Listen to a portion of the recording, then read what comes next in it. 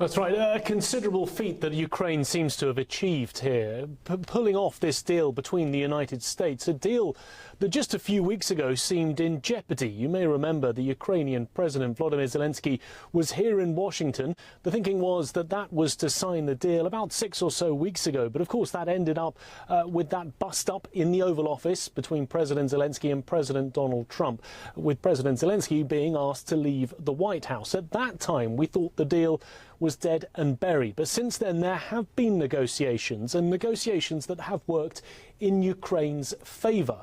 Now, this deal means that the United States now has a financial incentive to end the conflict in Ukraine, but also gives them a financial stake in the country.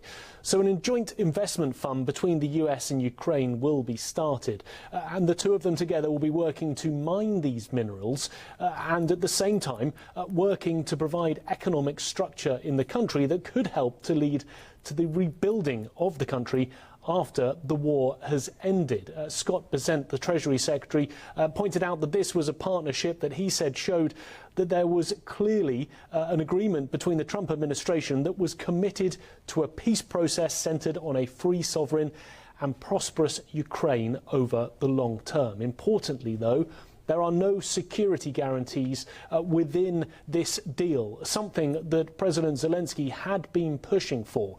But what he has managed to win is the idea that the United States will continue to fund military assistance to Ukraine for the ongoing future. Donald Trump in the past had said that this was all about payback for the weapons that the US had supplied over the last 3 years. Zelensky was not happy with that, but according to the text of this new deal, it's clear that this is not payback for those last 3 years of weaponry, but rather makes a commitment for the United States to be in with Ukraine for the long haul, providing military support, but also providing economic support when it comes to rebuilding infrastructure and property around the country.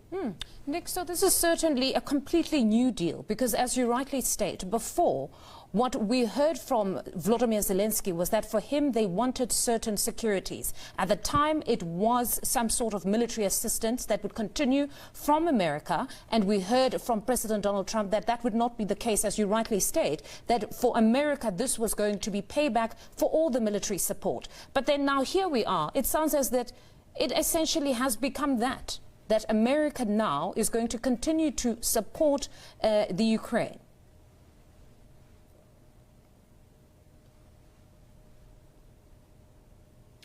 That's right. It was a little hard to hear you, but there will be that continued support built in as part of the structuring of the deal. The fact that the United States essentially now has skin in the game to try and mine these mineral resources out of the country and to try and profit from them, but also at the same time giving support, continued military support to Ukraine.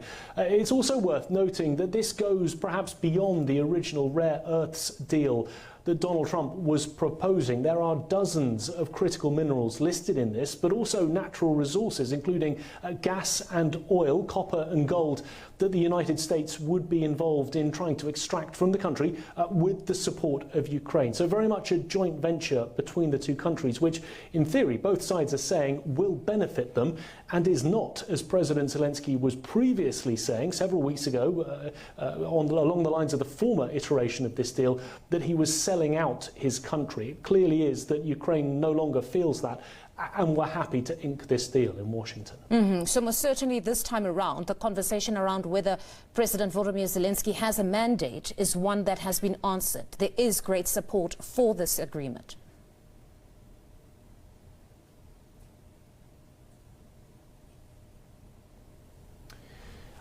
I think the question was about support for President Zelensky. There had been a question that Donald Trump had been trying to raise about how much support Zelensky had in the country. There obviously has been continued support for him from the Ukrainian people. Polls have suggested that, even though Donald Trump had tried to undermine that support, especially around the time of that Oval Office argument just a few weeks ago. All right, Nick, thank you very much for that reportage. That's our correspondent, Nick Harper, there, just bringing us the very latest post that signing of what is called a historic deal